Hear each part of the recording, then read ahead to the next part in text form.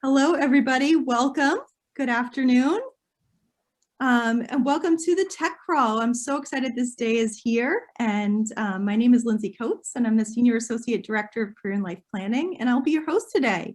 I'm joined by my Career and Life Planning teammates, Assistant Director Megan Brandow and Career Counselor Shannon Sherer.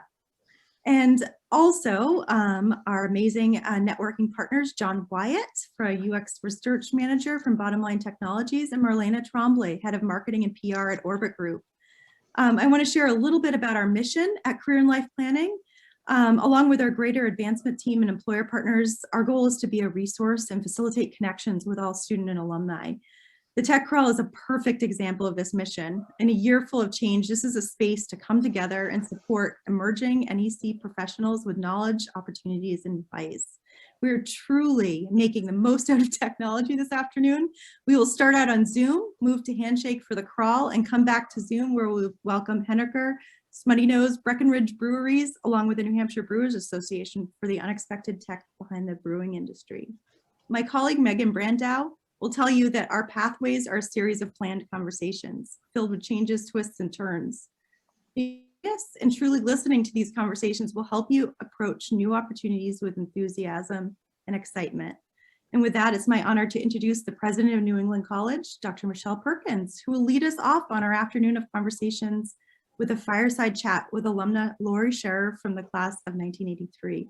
Students, please take note of these questions that President Perkins asked, as they'll be useful to you going forward and later on this afternoon. President Perkins' unique pathway has helped her lead us through this exceptional year of change and those that preceded it in her 15 years at our helm. Under her leadership, New England College has more than quadrupled its enrollment to over 4,000 students in multiple delivery models, including on campus and online. In 2019, she guided a merger with the New Hampshire Institute of Art in Manchester, now the Institute of Art and Design at New England College. Dr. Perkins has initiated and led the college's first capital campaign, the Bridge to the Future, which raised $42 million, more than twice its initial goal. And Dr. Perkins holds master's and bachelor's degree in theater and performing studies from Northwestern and Emerson College, respectively. She earned her doctorate in higher education management from the University of Pennsylvania. Thank you for joining us. And secondly, I'd like to welcome Lori Sherer, class of 1983, to the Tech Crawl. Lori has been a partner at Bain & Company for 7 years and has had a remarkable 25-year career in the tech industry. At Bain, she is a leader of Bain's technology and advanced analytics practice, where she leads strategy, data analytics, and enterprise technology transformation programs for multinational clients in healthcare, banking, and insurance. Lori's more than 25 years of experience in the field of advanced analytics and decision science. Prior to joining Bain, Lori was a general manager of the enterprise management division at FICO, a global analytics software and services company, and was chief strategy officer at RMS, a leading catastrophe risk modeling company. Lori graduated summa cum laude from New England College with a bachelor's degree in psychology and public administration. She earned her MBA from Babson College and their Graduate School of Business. And Lori grew up in East Bridgewater, Massachusetts, and now resides with her partner, Jim Foley, in beautiful Tiburon, California, just over the Golden State Bridge in San Francisco. And she's the proud mom of 3 adult children. I'm so very excited to hear this particular conversation with these two truly inspiring professionals. And I'll meet you on the other side with a networking tips Q&A before we move to Handshake for the crawl. Without further ado, please give a warm welcome to President Perkins and Lori Sherer.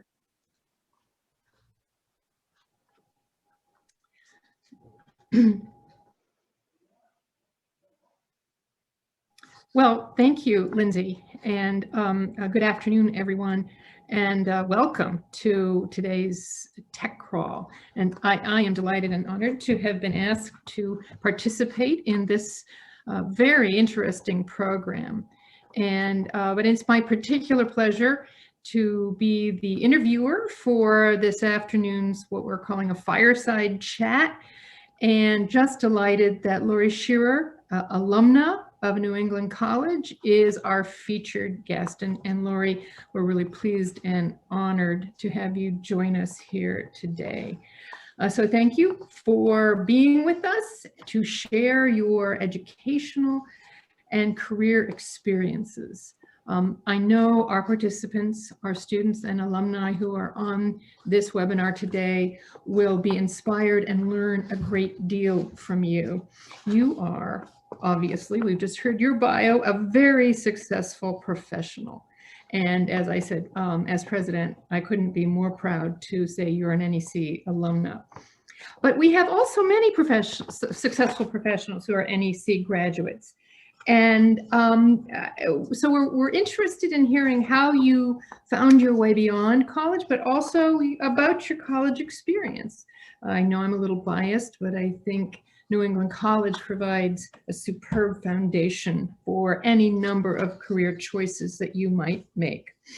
So why don't we start with the interview questions, Lori? And as I mentioned, why don't you share with us your New England College experience? How you found us, what you studied. I know you changed majors when you were a student, and you ended up in a career that you probably hadn't anticipated originally, not unlike many of us. Obviously, I majored in theater, not that, and it's very useful on a daily basis. So tell us that story, because it's very interesting.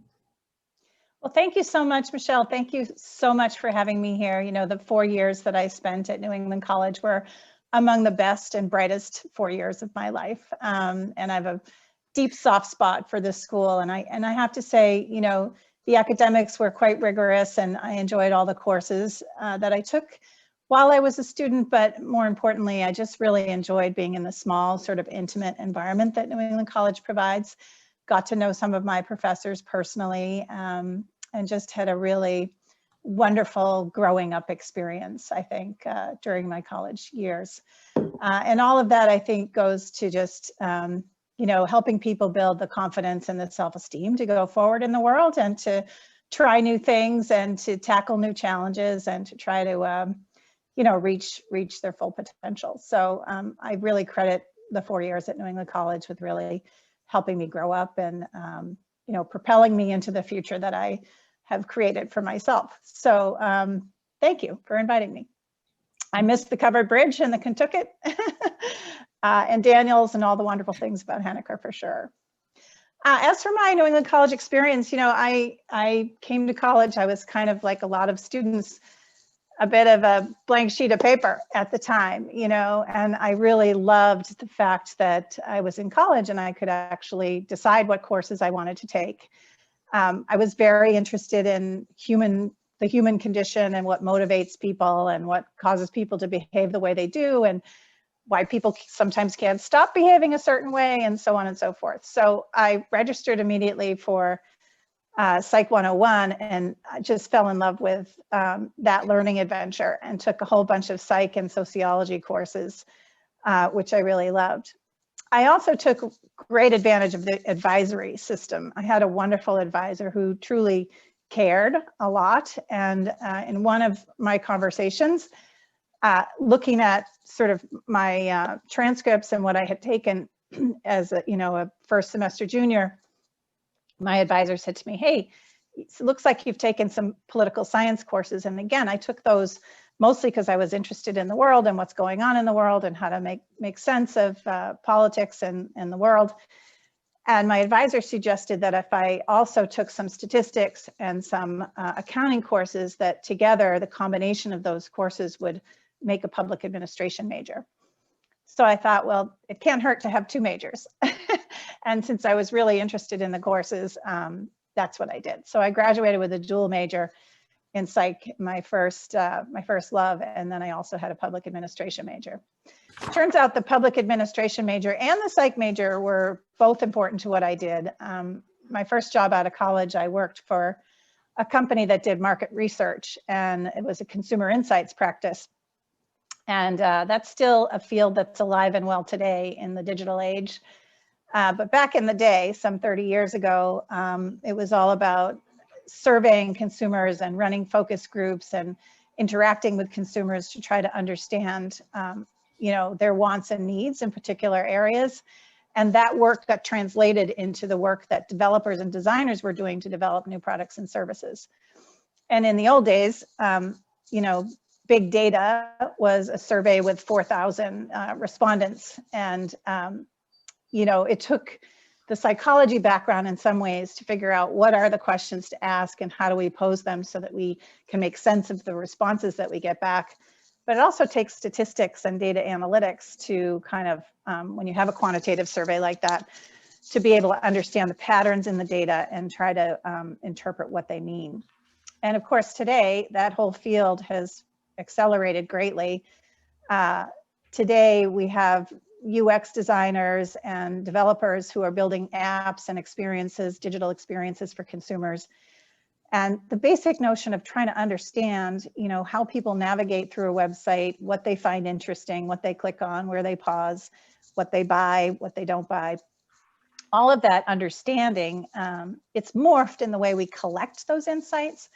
But the core notion of trying to understand those insights and be able to use those insights to design things that work for people is still the same. So I guess what I would say, advice to college students today, the world is so vastly different from when it was when I went to college, and I have 3 adult children, 2 of whom are in college. So I'm faced with this on a daily basis and trying to help guide them.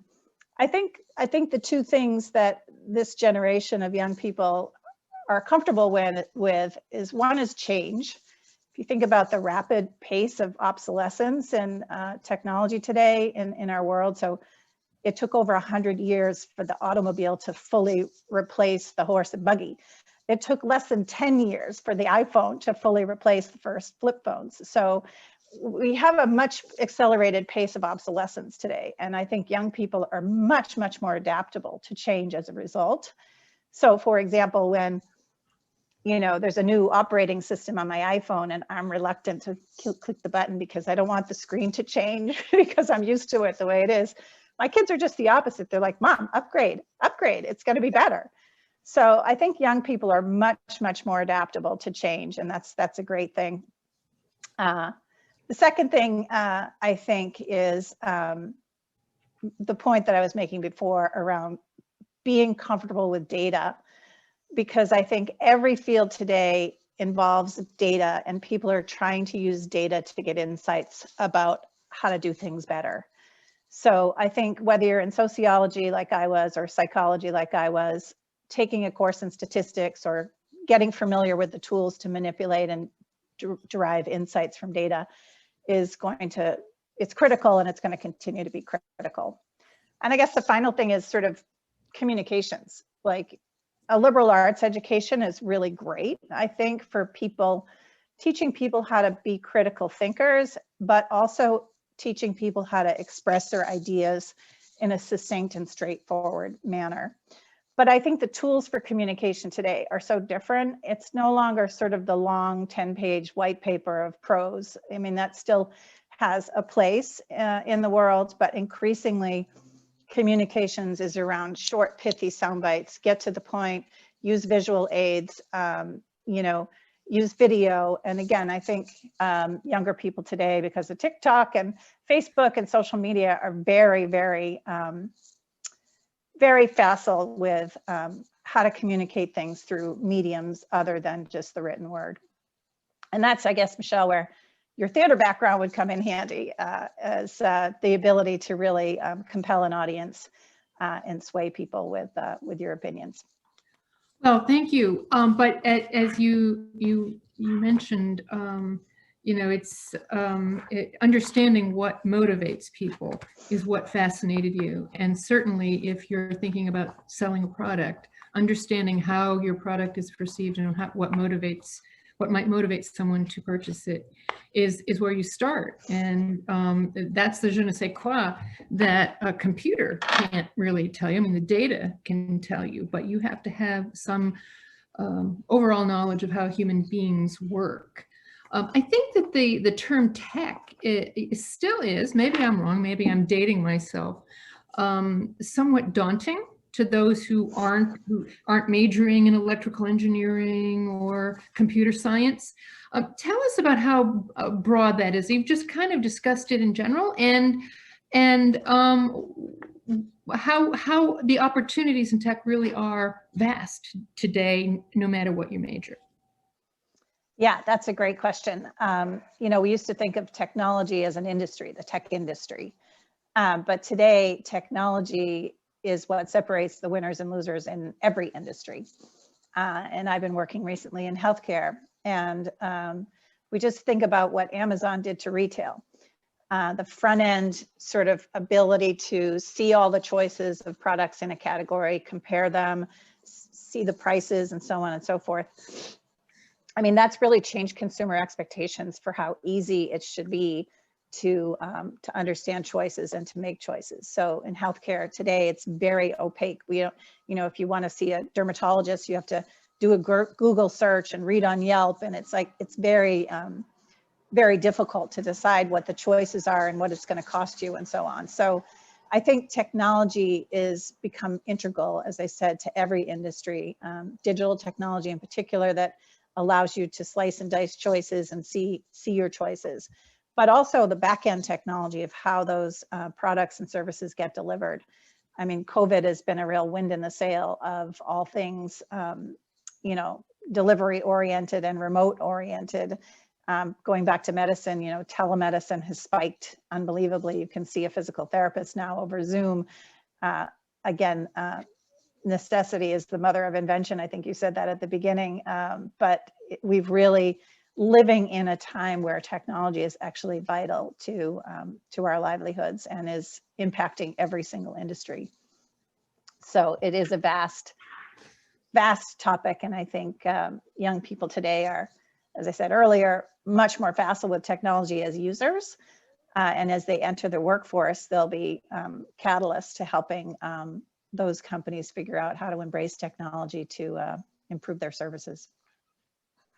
Absolutely. Yes. I want to switch a little bit to discussing how you launch your career. One launches one's career, and you hear a lot about networking.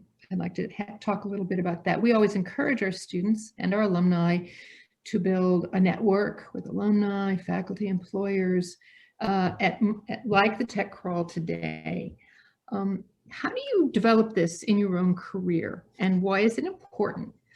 Talk about how you can start to network. You know, where do you begin?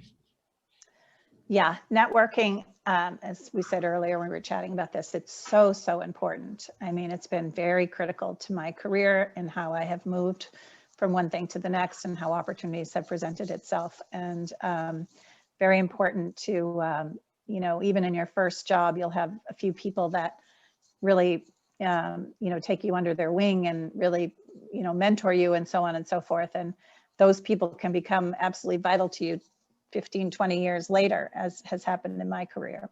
But getting started can be really daunting. I mean, I feel for college students today because the workforce is very competitive, and it's hard sometimes to get to know where to start and how to get going. In the beginning, people don't have much of a network. You have your parents, you have your professors, you have your, you know, your friends' parents, and so on. And I have young people today, young children today myself, that I'm trying to help get launched. I think the tools exist. I think it's incumbent upon people to do the research. So there's LinkedIn, you know, there's the internet. Those things didn't exist when I was starting out. So students can do the legwork. They can decide they're interested in a certain area, and they can actually do the research on Glassdoor, on LinkedIn, on all these websites that make it transparent, like what are the different career choices, what are job descriptions that might fit for me at some point or that I would aspire to do. And you can look up people who are in those fields. But ultimately, I think a personal referral is the strongest way to start to build a network. So once you've done the research and you've understood who are the people in these fields, then you start to drill down a little further and say, who do I know that knows somebody that knows that person? And how can I just get an introduction? And then you just start. I mean, I feel like it can be very daunting to get started. You can be afraid, you know, what if I send an email to this person and they don't answer? Well, it's okay. You know, you're going to have to send some emails and expect to not get an answer to everyone, but you know, only need a couple. You only need a couple people who will spare you the time and who will talk to you and help you, and that will lead to something else. And to me, that's the essence of networking. It's doing your homework, being clear, at least having a vision for what you want to learn in an interaction, and also thinking through, what do you bring to the table? So young people today, I would encourage people to learn Excel and spreadsheet and the tools of today, the tools of being useful and productive in an entry-level job, because those could be the hooks that actually help you get a first experience. And then if you're enterprising and a quick learner, people will get to know you and they'll give you more responsibility. So yeah, I think it's can be very daunting, but the most important thing is to do your research and just get started. And don't be discouraged. Exactly, because not everyone is going to be receptive, but if you reach out to enough people, it's formulaic. And I've also found that, and I'm not sure all young people fully appreciate this, is that I think older folks really like to help young people who are just starting. And if nothing else, maybe you get to know somebody, tell me about your job, your career. And so, because I want to learn from you, that's very flattering. And that can be a good way to start a relationship if you want to get to know someone in a field that you aspire to. Would you agree? I totally agree. Yeah, I think, everybody's been on the whatever path and whatever journey they're on, and it's always nice to give back. And some people, really busy people, can't give back to everybody, but they want to. The desire is there. The desire is definitely there. So I think, like you said, just getting started and ask for the favor and come to that meeting prepared with an interesting thing to talk about, and one thing will lead to another. Exactly. I read it was some time ago somewhere that most people in their careers really only get a job through answering an ad like once or twice. That most people advance their career through the networking, through the connections. Would you think that's an accurate statement? Yeah, I think it is. And I think to the extent that people can get some experience during the summers and so on while they're in college, that gives them a leg up when they hit the job market. Again, if you can do some sort of internship or work study or something that you can put on your resume that says, you're a go-getter, you're willing to learn. I think that can be a leg up when you get to the job market and you're searching for a full-time role. Yes, not just experience, but then you've made some connections by virtue of those internships, etc. So yes, very, very much so. You're a successful executive in a field or discipline in your world that is still considered to be male dominated. Mm-hmm. And I think frankly many are. What advice can you give, and how did you develop the skills, the techniques, approaches, and determination to break through what has been called the glass ceiling? Yeah, that's a great question. Things haven't changed so much in 30 years. I have to say, they have changed in some ways, but there's still challenges. And I think that early in your career, I think that it's easier. Like, I didn't actually notice any kind of glass ceiling when I started. I just was interested in getting a toehold in a profession that I was interested in working in. And I think the issues were less daunting. You just get a job and you start working. It's when you start to work your way up that you start to notice the differences and people dropping off. And we've done research at Bain on this, actually, and a lot of women actually lose their voice. They lose confidence at a certain point in their career. So we have been trying very hard to retain more women so that we can even up the numbers in our partner ranks. And I think we're at about 35% now. So we're better than some companies. But what we found is that, the mentorship and the sponsorship of women at that critical point in their career when they go from being a doer to somebody who's a leader is very, very critical.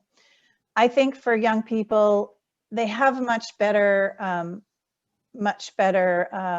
kind of screening criteria. So you can go on Glassdoor, you can look at the management team, you can see which companies seem to be walking the talk. You know, do they have women representation on the board? Do they have women in the senior management team in positions, not just HR, but in other positions, leading technology, leading teams, leading a P&L? Those can be signs of companies that are much more serious about diversity, equity, and inclusion. And I do think we're very focused on it at Bain. We keep winning the Best Company to Work For award, and we covet that. So we've been working very hard to make our environment inclusive environment for everyone. So I think some companies are more focused on it, and some companies are doing a better job than others. And I think really talented people will have choices, and that eventually will lead to more real change. Yes, and you know, you said earlier when the first question about tell us about your experience at NEC, I notated this. You said your experience at NEC gave you confidence and self-esteem. It really helped you solidify that. And I think, you know, of course, the skills and ability and the work ethic and the knowledge, that's all important. But that's critically important factor too. Which in growing one's career, particularly to a level that you've grown to.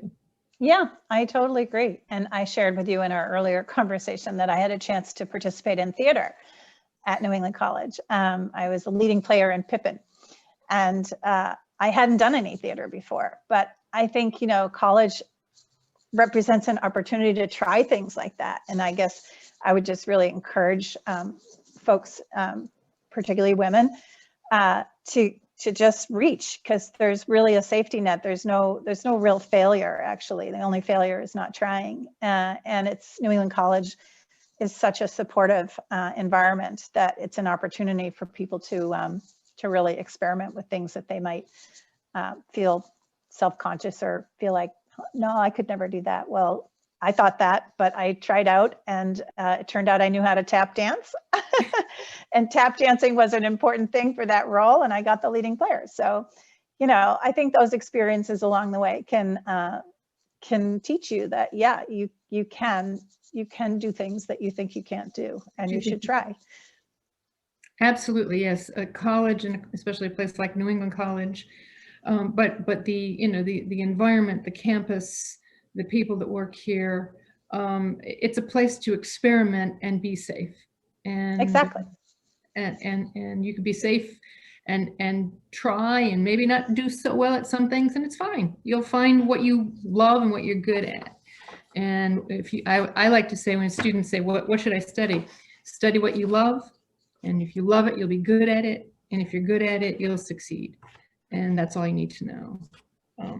Wow, 30% though, or 33% you said in the senior partner level. Yeah, it's between 30 and 35 now, yeah. Because I think in higher education, the college presidents nationally is still only about 25% women, which is surprising, given the fact that education has been much more inclusive of women longer. You would think there would be more, but it is changing and growing. So that's a wonderful statistic. Well, I think we may be at a point, we're almost finished with, it's almost 2:30, but do we have any questions, Lindsay? We'll take some Q&A if anyone has a question for Lori. Excellent. Well, thank you so much. That was fantastic. And I'll give everybody a little bit of a chance to put questions in the Q&A function. And but I really appreciate you bringing up all of those experiences that you have during college and during summers, because sometimes when you look at a resume template, for instance, of all of these different parts of, looking for job experience, so you tend to not to think about those extracurricular or curricular parts to put on your resume. And we at Career and Life Planning are here to help you with all of that. So make an appointment with us. But I think we want students to express and be able to translate those experiences onto their applications and in their interviews, because it's so helpful, so helpful. And as somebody who's changed majors myself, I found from biology to studio art, and I found that I've used all of those classes in going forward. I don't see any questions that have popped up so far, but any closing words that you'd like to share, or pieces of advice? Oh, I have one. What was something you tried either at NEC or early in your career that you did not think would make an impact, but either taught you something or moved your career along more than you expected? Oh, wow. That's a tough one. That's interesting. Well, I moved to California early in my career. That was a big, bold move. I grew up in a New England family, and, people in New England families, they're very tight knit, my experience. So when I told my parents I was moving to California, I think they were a little shocked, but I had a chance to lead a piece of work for Pacific Bell, which was the phone company out here in San Francisco. And I came out here for a 6-month stint. I didn't ever envision myself actually moving to California, but it turned out it really worked out well. And I landed with a group of people who were incredibly embracing. And it opened up a lot of doors for me career-wise because it was a young office and it was growing and there were more opportunities. And after 6 months of being here on a temporary transfer, I asked them if I could permanently transfer, and I did, but it was kind of a flyer, like I didn't really expect to move here and settle here and raise kids here. And it really was a very big pivot in my life. And it started with, a career opportunity that I took a chance and it worked out. Oh, that's exciting. I had a similar move. I'm laughing because I moved from Massachusetts to Davis, California for graduate school. But I would highly recommend moving and going to new places, but not in the Valley without air conditioning in my car. We have another question. Yeah. We have another question. This is for you, Michele. Did networking assist you in gaining a position as a president? Oh, well, the short answer is yes. The long answer is actually, I was a vice president at New England College, and then became the internal candidate for president here. And that's often not even the best place to be, because you're known quantity. The advantage is you're known quantity. The disadvantage is you're known quantity. But actually, the way I found New England College was totally through networking. I was consulting, and the consulting firm I was working for said, there's a couple-week assignment not far from where you live in New Hampshire. Would you go down there for a few weeks and meet the president and if you want, if you wanted to take that assignment? And I did. And a few weeks later, she said, how'd you like a job? And I actually really liked New England College. I saw so much potential and opportunity here. I said, yes, but I'll only give you 2 years. And that was 18 years ago. Oh, wow. That's incredible. Yeah, I've been president for 14, and I was a vice president for, I get a little over about 4 years. So I wouldn't have been here if not for that referral and networking. And actually, early in my career, I would try to meet a lot of people in the business, and and you can go to conferences and meet people, and sometimes they'll remember you, sometimes they won't. But all you need is a few people that seem to take a shine to you, that like you and want to help you, and there you go. That's exactly right. And too, Michele, what you said there too is like, you didn't necessarily know it were going to turn into 18 years. You weren't even sure, you weren't even sure you wanted the job. So I think sometimes we think we have to have everything all planned out and all figured out, and it has to be the perfect opportunity. But sometimes, one step in one direction opens up multiple doors and opens up new pathways. So just like you said, you just take a chance sometimes. I think you have to see an opportunity and have the ability to weigh the risk and say, does this have the potential, and am I willing to take whatever the risk is, and not immediately dismiss it as not a good idea. Right. That's great. We have actually kind of a related question. We have one last question that up here is from Michele Davis. You talked about how networking is important. Other than school events, what opportunities do you suggest to look for networking opportunities? Yeah, I think networking can, like I was saying earlier, can be very personal. If you have an idea of some topic area or some industry or something that you're interested in, it's so easy now to do research on who's in that. But then you got to backtrack to who do I know that knows somebody who can get me a first conversation. And I think I'm a big fan of the informational interview because it doesn't put any pressure necessarily on the person you're asking for help. You're not asking them for a job, you're asking them for an informational interview. And this is a way to actually learn more about the field. And along the way, like Michele said, people might remember you. They might, in a second instance, be willing to give you a leg up or an introduction to somebody else. So networking is about that. It's about stepping stones. It's like, talk to this person and they refer you to other people. And but just getting that flywheel going, you have to kind of do some research and figure out just the one person who can help you open a door to the next person. And that's the way I've done it in my life. Thank you.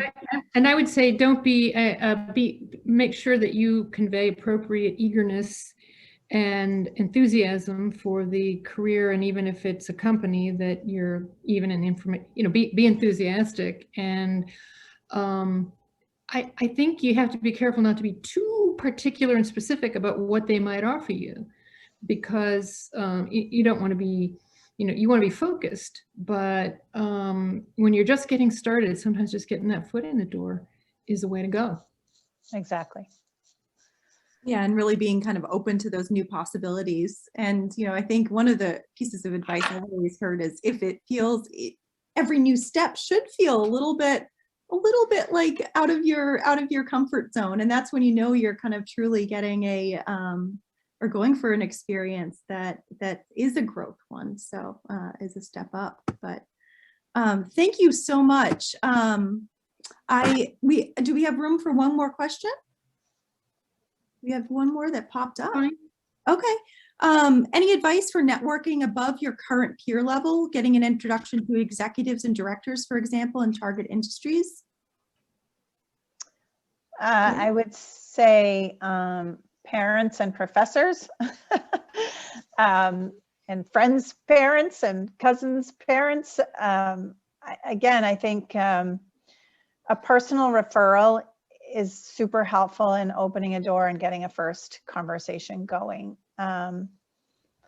Obviously, among your own peers, they're all struggling with the same, kind of challenges of trying to figure out who they might want to talk to. I had an experience recently where a friend of my daughter's from high school just texted me out of the blue and said, I'm starting a podcast on careers as a college project, and would you please talk to me? And I knew the kid because he was friends with my daughter, and I said yes. And so I think it can be just as informal, if you will, as leveraging, friends of friends and their, and people in their orbit. Thank you. I appreciate that. And, just for all the students out there and alumni, there's a huge alumni network for New England College of really amazing people. So career and life planning is part of advancement. And so we're working hand in hand, and we can help you find those mentors. Well, thank you again, Lori and Michele. We really appreciate your time. And thank you so much for this amazing kickoff to the New Hampshire Tech Crawl. Thank you. Thank you for having me. And Lori, special thanks. Oh, you're welcome. Good luck today. I hope it's a great event. Thank you. Thank you. Thank you so much. Can't wait to see you in Henniker someday. Be great to meet you. Cool. Bye-bye. Thank you.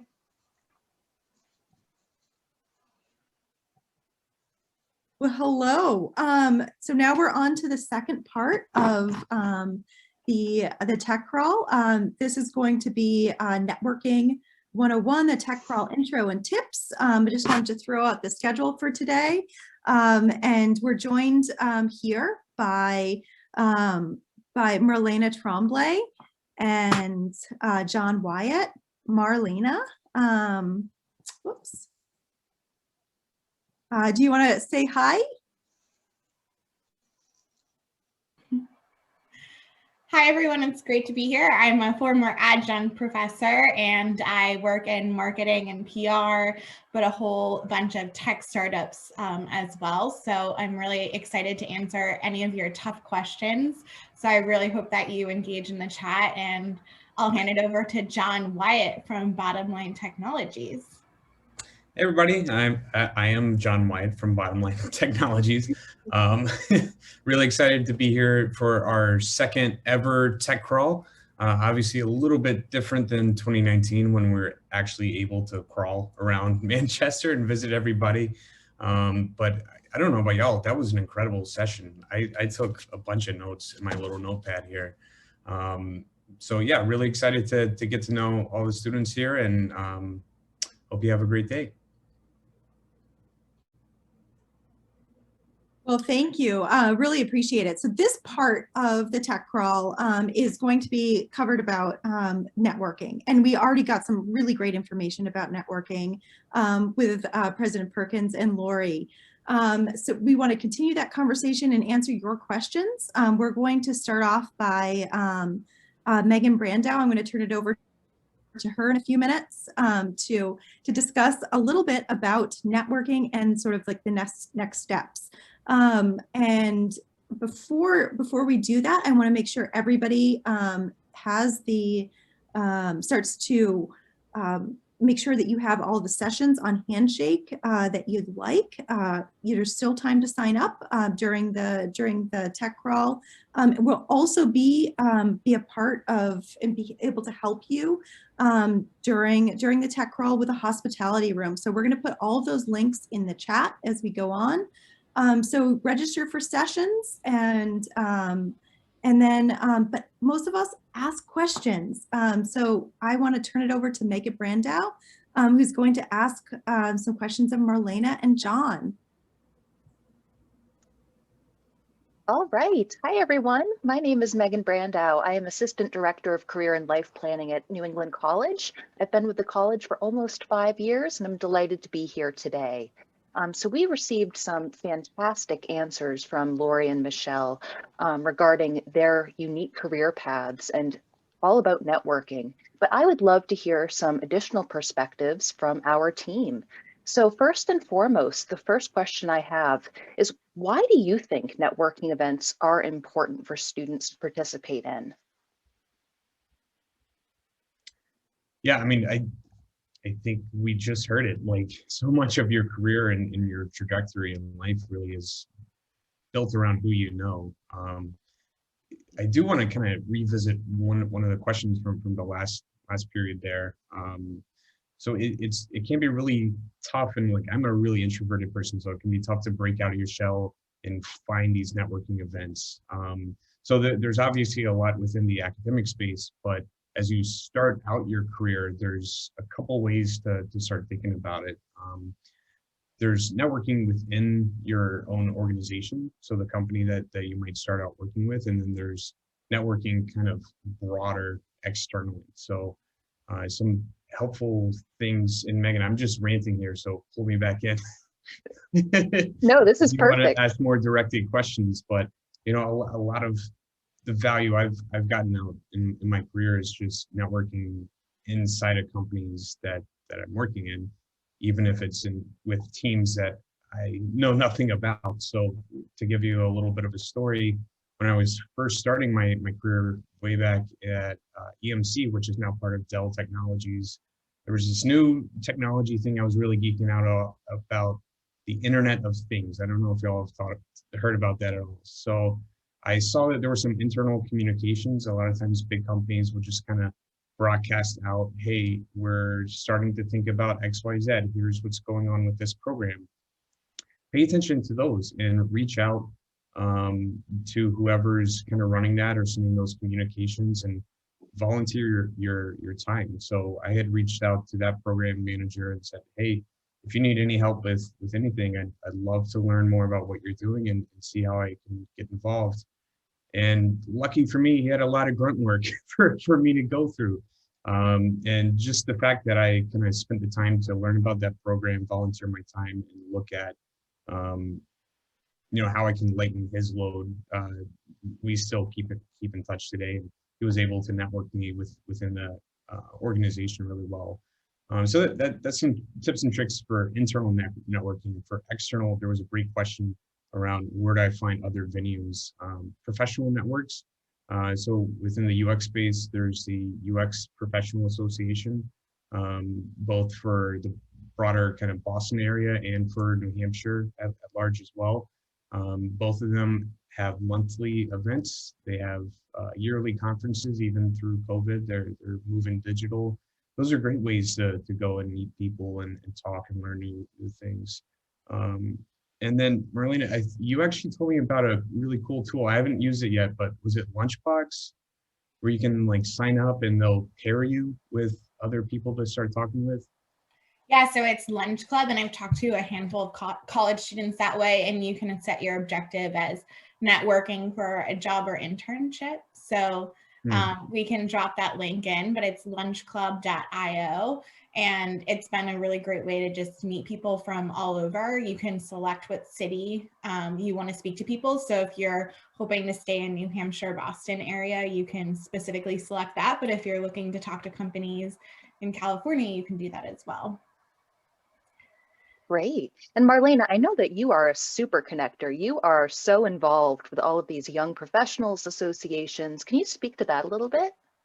Yeah, I mean, I actually was just like taking pause on like networking events. And I think that John just left it in a really great place of there's opportunities to have conversations over lunch or coffee. But I think that like being a super connector, I think we all kind of are in ways, but like I'm thinking of like when I'm visiting the bookery in Manchester or grabbing coffee, some people wear masks with the logo of the company that they work for, or that they have some sort of affiliation with, or maybe they're wearing the logo on their jacket or sweater. And so I feel like it's just all about like starting conversations. And I think John hit a really good point. I'm certainly an extrovert. COVID's been very hard to not be around people in events in real life.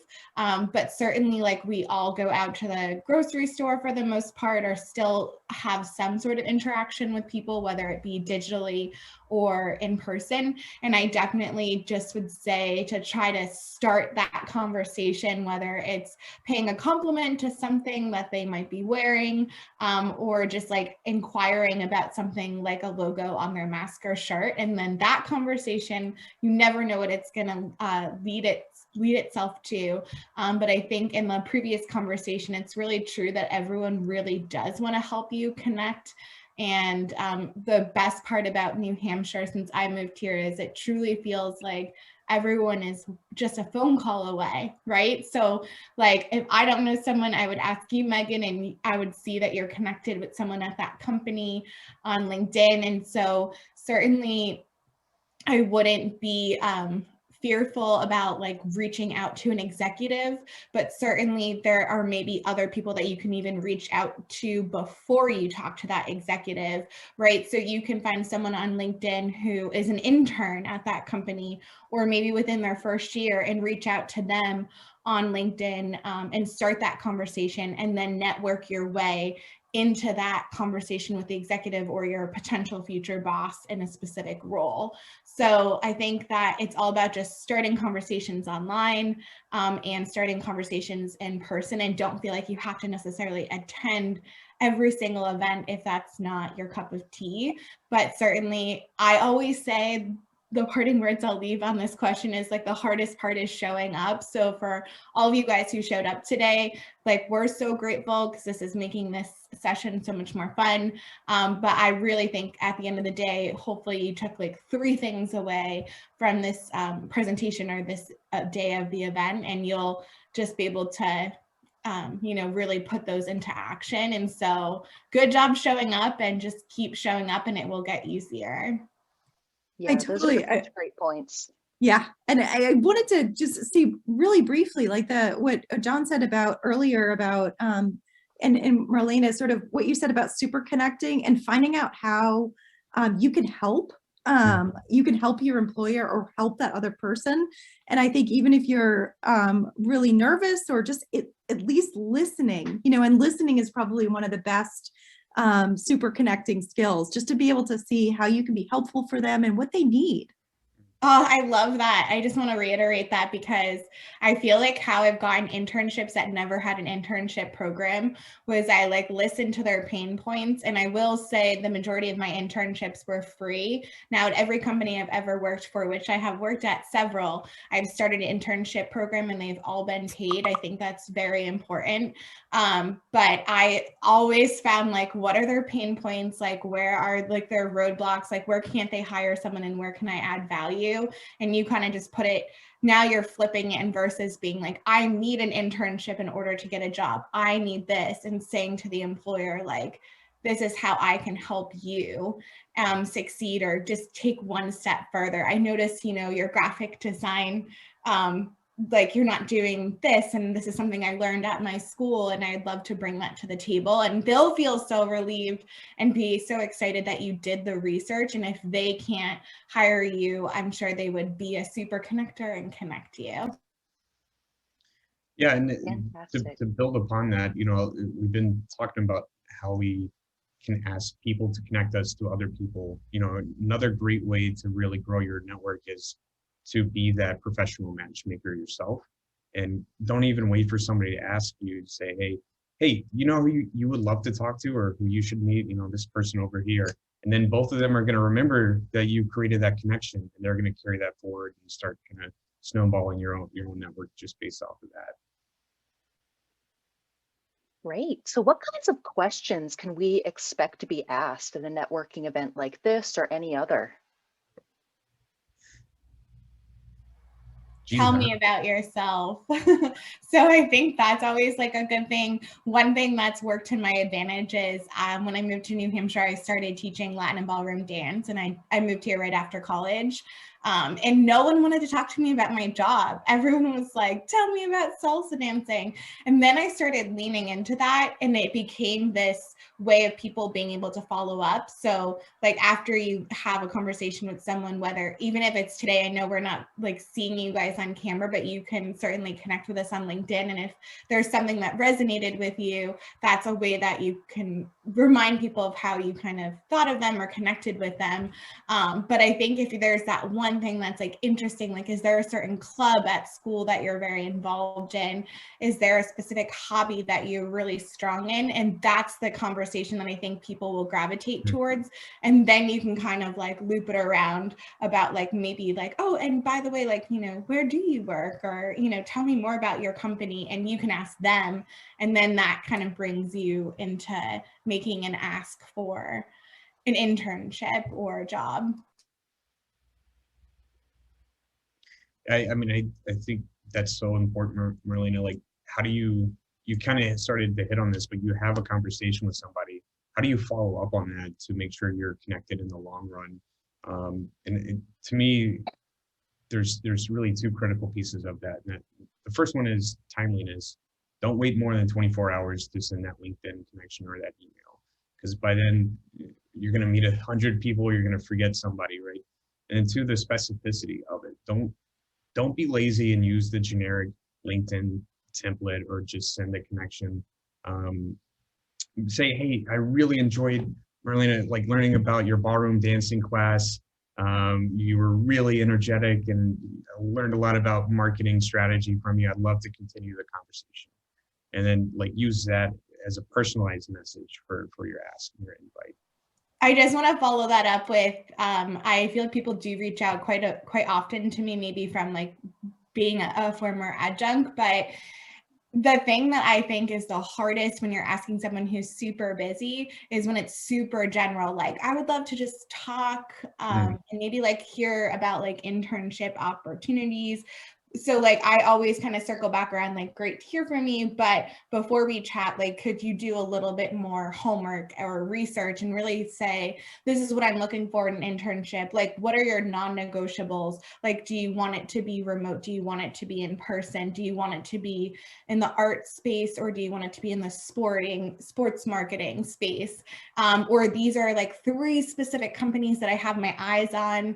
And I'd love some advice about like how to kind of reach out to them. And maybe I happen to know all 3 of those companies and I can make those personal introductions, but specifically what you're asking for is just like the brain of like how John, Lindsay, Megan, and I work is like, if you go specific, like we're already coming up with ideas, but if it's super broad, we're like, okay, we need to ask a lot more questions to get to the root of what really sparks joy for you. What gets you most excited? What are you actually interested in? So I think that's one thing that everyone on this call can do today is like start to ask like, do I see myself at this company?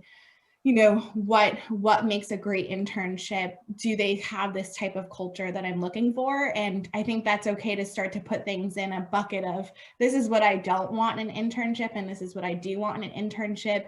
Here are some key companies or specific titles of internships that I want. And then it's so much easier for us to connect to you with those roles. Yeah, and I don't think for this specific event, having an internship was a prereq for the companies involved. I think most of them probably do, but kind of a common theme here is do your research. So go to their career pages, see what they have posted. Generally now, most companies will have their summer internships posted by now. Yeah, you're completely right. I think that some companies do, some people don't have them at this point, but I think you can all ask, about application and networking tips like these, all of the companies and the unexpected tech. We're going to meet back here, the same link that the hospitality room is at 5 o'clock for the brewing industry. So we're really excited, and they'll be there to ask questions as well. But I think thinking about you're and Meg or Marlena and like thinking about a call to action, isn't that the idea at the very end? Like, what is your call to action? And what's your specific ask?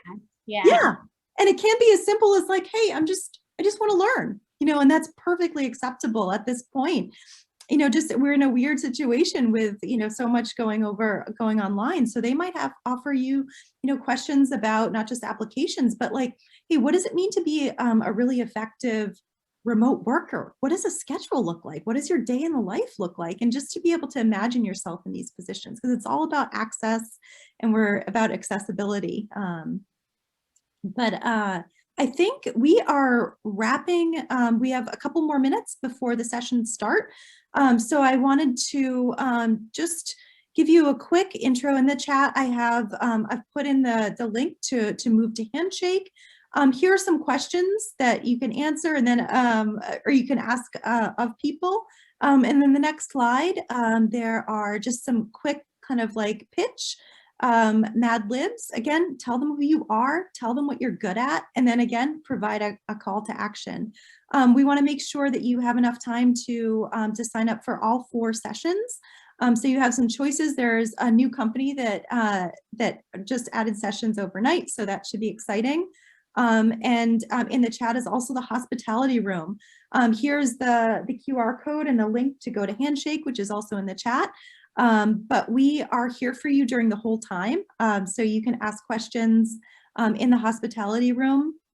So say you have a great meeting and you have questions about following up. Megan, Shannon, and I will be there to support you. And we'll see you on the other side. Take it easy.